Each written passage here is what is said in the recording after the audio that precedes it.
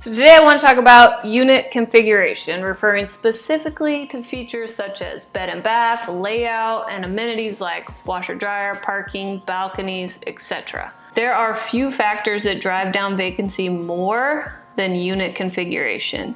You could have a great configuration in a not so great location and still rent that unit.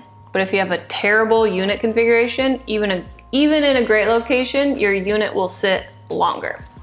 So there's two primary factors to include that I want to talk about. Okay, livability and strategy. The livability of a rental property is the sum of the factors that add up to a community's quality of life. In other words, suitable for living in, habitable, comfortable. Okay, I got those off Wikipedia. A mantra that I like to use to ensure the livability of my rental properties is safe, clean, warm. These three words remind me that everyone wants to feel safe, clean, and warm in their home. As a housing provider, doing our best to maintain these basic standards is essential to success. From this foundation, I want to create ease and comfort wherever possible. Below are some questions to help you get in the mind of your customer, your tenants, and allow you to create homes that they want to live in for a long time. Do I feel relatively safe here at night? Am I grossed out by anything around my property or in my property? How difficult is it to go from the car to the kitchen with 4 bags of groceries in the dark, in the rain, and I'm wearing high heels? Simple things like how difficult is it to take out the garbage? Okay, so those are questions that help you think about the livability of your properties. Okay, so my preferred unit configuration is 2 bedrooms, 1 bath, in-unit washer and dryer with at least 1 covered parking space. As you can tell, I personally maintain a very broad appeal. Okay, so those are the unit configurations with my safe, clean, warm. Most anyone would appreciate these guiding principles of home design to be safe, clean, warm, with an emphasis on ease and comfort. Okay, so much like vanilla ice cream, everybody likes it, but very few people would choose it from a lineup of options. Okay, so these units are easy to fill and produce the lowest turnover. When looking at properties, I look for units that meet these requirements or can be converted to meet these requirements with relative ease. The property itself should be located conveniently to either a major bus line and/or a freeway and within 2 miles or less of 1 grocery store. Okay, because what I'm thinking about is most tenants are either working class or students, and the most annoying part of their day is their commute.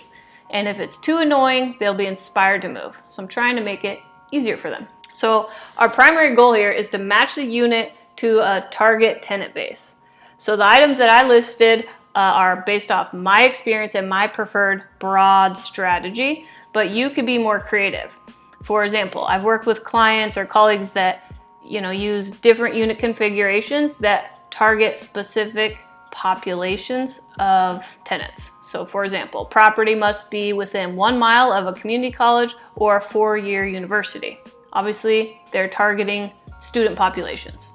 Okay, another one is each unit must have a private secure garage or be able to add. And the primary target for this landlord is contractors or vendors who require a secure space for their truck and their tools. I've had clients that each unit must be 3 bedrooms or more, and what they're doing is targeting tenants who work from home.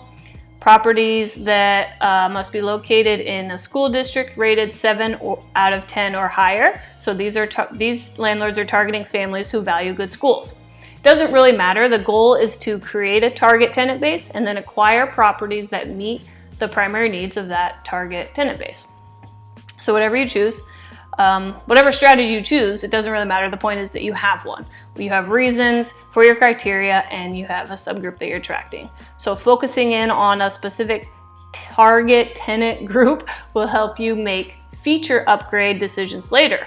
Okay, so when you're deciding between things, if you know who you're targeting, it makes it easier to make the decision.